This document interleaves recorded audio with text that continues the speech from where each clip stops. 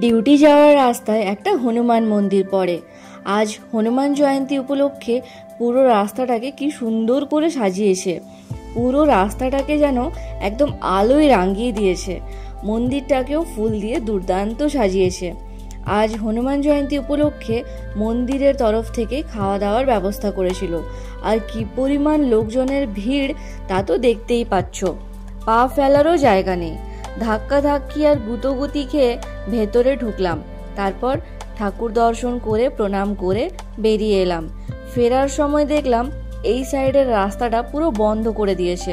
পুরো রাস্তা জুড়ে লোকজন বসেছে খাওয়া দাওয়া করার জন্য। আর গাছের ওপর এই লাইটগুলো দেখে আমার কেমন জানি ক্রিসমাস ক্রিসমাস ফিল হচ্ছিল। মনে হচ্ছিল মিনি ক্রিসমাস। আমারও প্রসাদ খাওয়ার ইচ্ছে করছিল, বাট এত ভিড় দেখে আমি আর সাহস পেলাম না। যাই হোক, হস্টেলে ঢুকতে হবে। বাই।